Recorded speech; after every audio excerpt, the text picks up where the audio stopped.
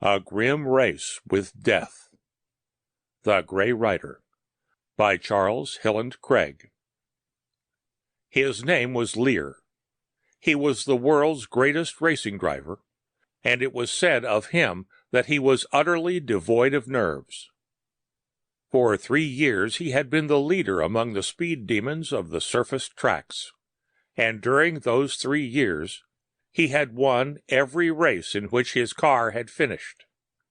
Several times accidents had sent him to the pits to stay. Again he had been rammed by a driver who lost control. But whenever he finished the race, it was in the lead. Through the land he was known to the sporting public as King Lear, to his more intimate friends simply as the King. He no longer needed the money which came to him through racing, but rather drove for the sheer zest of driving. There was a thrill for him in every turn on any speedway, a double thrill every time he came thundering into the straightaway. As he raced, he laughed, and he was a man who still could laugh when he finished the last lap on the great brick oval at the capital of the racing world. Laugh while ready hands unbent the fingers that clutched the wheel in a death-like grip. Without nerves was King Lear, they said, and there was little reason to deny that bold statement. For he was a man who went out in front and stayed there till the race was over, or something had broken. No tremendous spurts, no sneaking, no jockeying. Lear clamped down on the accelerator and held it there. Little wonder he got a thrill from those terrible turns, for he went into them faster than any other living man, and lived.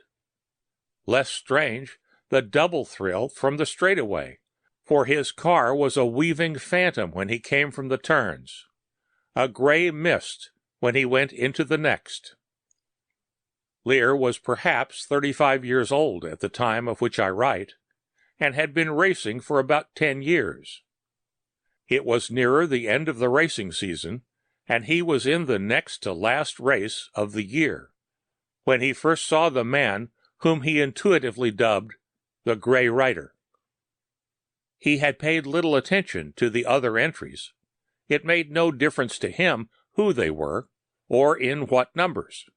He would beat them all, barring accident. He was on the 60th lap of a 250-mile grind, when first his attention was attracted by this Grey Rider, who was to be his chief competitor in the next race. The car was gray, not the gray which bright enamel usually gives, but a drab gray, a sordid gray. The car was low-slung, and apparently awkwardly built. King Lear found himself criticizing as he swung past that car on the 60th lap. The man was deep down in the seat, barely showing his head. But he also was gray, and he seemed to be laughing as Lear swept past him. An uncomfortable thought welled up in the mind of the king that there was a sardonic something about this man and his car that he could not fathom. But he swept the thought away and settled down to finish ahead. They were on the 90th lap when the gray car almost rammed him, and he swung into the fence, splintering it and ripping off a wheel. With anger in his heart, he made ready to protest, but the Grey Rider had swept from the track and was waiting for him, having left the race. "I'm sorry," he said. Lear's anger dissipated like a mist. He laughed. "Maybe it wasn't your fault," he said, and took the mental stock of the other driver. The gray dust had settled finally on the driver's face. The hair, just visible on the turned-up helmet, was gray. Under the gray of that face there were tiny wrinkles.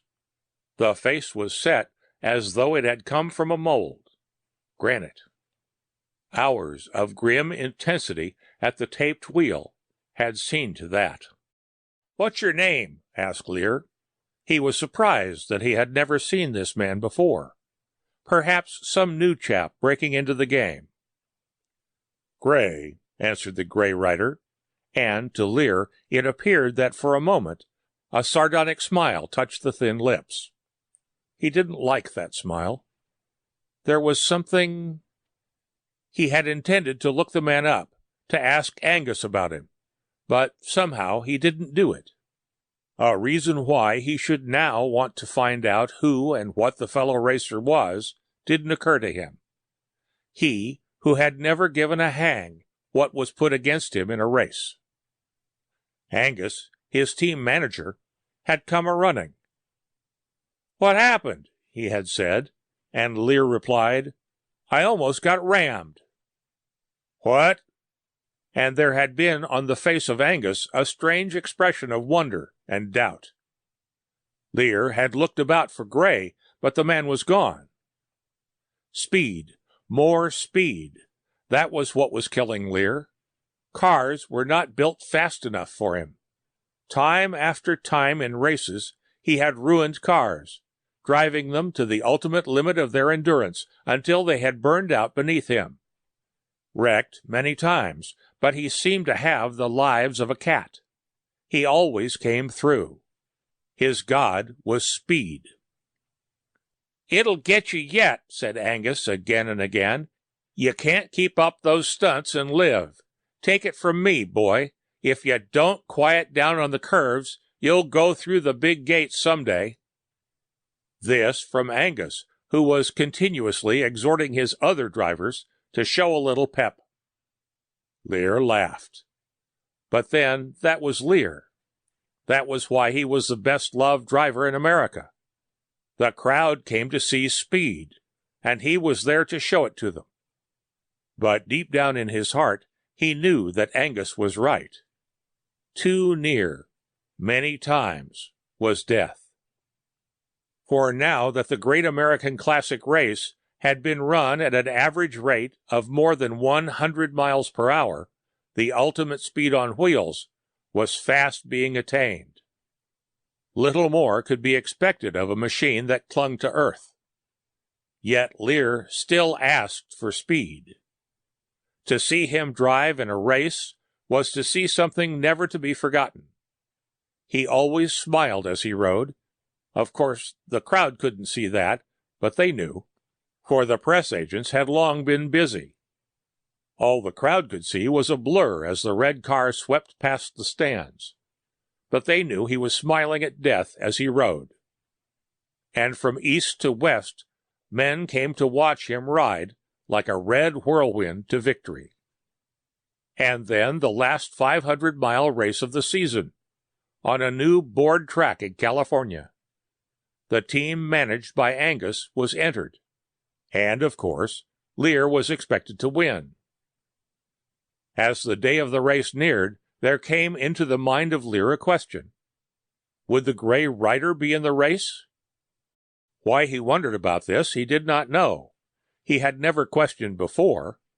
He did not ask Angus about it, for he knew that a query now about the other entries would serve to make the fiery little Scotsman wonder if he were losing his iron nerve. He didn't read the newspapers. He didn't read the bulletins. He never read anything. All he cared to do was race. All he had ever desired was to sit behind the wheel of his little red cannon and thunder to victory. He had never cared who it was he was racing. Speed, more speed. He would shatter that 500-mile record to fragments. He would show them that his red cannon could show its heels to any car ever built. And as he thought of it in his last trial spin before the big race, he involuntarily increased his pace, till the other cars, the fence, the empty stands became gray blurs. Faster, faster, faster, round the curve, into the long straightaway, past the stands again. Faster, faster. And then he knew instinctively, as Angus had flagged him in, that he had ridden at a pace never before equaled by man. The day came. The hour was at hand. The time for the big race. Car after car drew up to the pits for final adjustments. Car after car was trundled to the starting line. Drivers smoking a last cigarette. Mechanics pottering about. The drone of the cars ready to go. The officials lined them up. Lear and his red wagon in the first tier. The others stretching to the side and behind. The gray rider? Lear looked about. Yes, there he was at the outside of the first tier. And Lear was puzzled. That made an extra car in the first row. Not safe. An official was beside him. "What's the idea of the extra car there?" he asked. "Which car?" asked the official. "Gray one, number 31, outside." The official looked where he pointed and laughed. Said something which Lear did not catch. But Lear laughed too. He had never been accused of lack of sportsmanship. What did he care if the first tier was jammed from pole to stand? He was going to burn them all up. Win. But as he sat there looking at the gray rider, there came over him a sensation he had never known before. A scarcely felt impression of impending disaster. Somehow, deep down within him, he felt that this would be his last race. But he shook off the feeling with a laugh of disdain, lighted a cigarette, and waited. There sounded the last preliminary signal. The track was cleared. A sputtering roar, and they were off. Round the track, a drone string of angry motors, following the pacer. A vast thunder of sound. They passed the starting line, and the flag dropped down and up again. A dull roar from the crowd, screaming of exhaust, whining throbs of motors, gray film of smoke, gray cloud of dust. Speed, more speed. Mile after mile, lap after lap, and the gray rider had nosed up and was running close to Lear. A gray shadow stalking him, urging him on, and he responded. His car changed from a red streak to a misty blur as he thundered around the track. 110, 20, 30, 40, speed, and the gray shadow still stalked him, lacking the necessary spurt to go around. A car went through a fence on the death curve. Another went over and over when a tire blew out. But by superb skill, Lear and the gray rider missed the wreckage and went on and on. Speed, speed to the utmost. Into the pits for new tires and gas, then back to the grind, back to the race with the gray shadow, which was challenging his superior skill. They passed the 180th lap, the 190th, 10 laps to go, and on the straightaway the gray rider passed Lear. The smile left Lear's face. His teeth set hard. His dark face was a mass of tiny wrinkles. He leaned forward. But his car did not respond. He held grimly at the rear wheel of the gray car, but could do no better. Wildly, recklessly on the curves, a raging demon in the stretch. It availed nothing. The gray rider was just as reckless, just as superb in his handling of the gray car. 5 laps to go. 3 laps. 2 laps. 1 lap. And the spring on his foot feed broke. He could feel it go. Wide open, his car thundered on. He reached over to shut off the power, but at that moment the gray rider's eyes looked into his.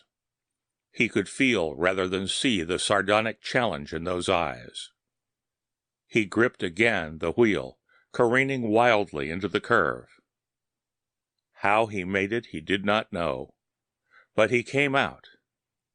A mere touch would send him tumbling into the fence. At the rear wheel of the gray car. He wanted speed and couldn't get it. Speed. Down the stretch he roared like the wind, and then he began to gain. His radiator was even with the driver's seat of the leading car. A little more, a little more. He did not hear the roar of the race, had no ears for the thunder of the 100,000 people mad with the thrill of speed. He could think of nothing but the sardonic smile which he felt must have been on the face of the gray rider. Slowly he gained, but too late, too late. The checkered flag went down, but the gray rider had drawn it. A low snarl escaped Lear's lips as he realized that he had lost. Then the snarl changed to an exclamation of horror as the gray rider shot in front of him. He started to slow down, forgetting that his foot feed was no longer working. Sharply, he twisted the wheel and went broadside into the gray rider. He heard a tremendous roar, the clang of steel on steel, smelt the odor of blazing gasoline, felt its wrath sear his lungs, saw stars shooting across his vision. Saw, too, felt the sardonic smile of the man who had beaten him. Lear regained consciousness for only a few minutes at the hospital. Angus was there with him, firmly solicitous. "Lost," gasped Lear. "Lost, hell," said Angus. "You won." "But the gray car, 31, beat me out just before I crashed into him." Angus looked puzzled. "There wasn't any 31 in the race," he said. "And you didn't crash anyone. You hit the fence." "But the gray rider—" "There wasn't any gray rider." "But there must have been." Lear knew that Angus was lying. No gray rider? The fool! Why, look, there was the gray rider beside Angus now, his arm on Angus's shoulder. The gray rider, gray with dust, gray with sternness, a sardonic smile that was upon his face. But the gray eyes which shone through the goggles held no mirth. They were cold as death. "He's beside you!" cried Lear hoarsely. "Look, Angus!" Angus turned around in utter amazement. There was no one there. "Why, Lear!" Lear was dead. The end of The Gray Rider by Charles Hilan Craig.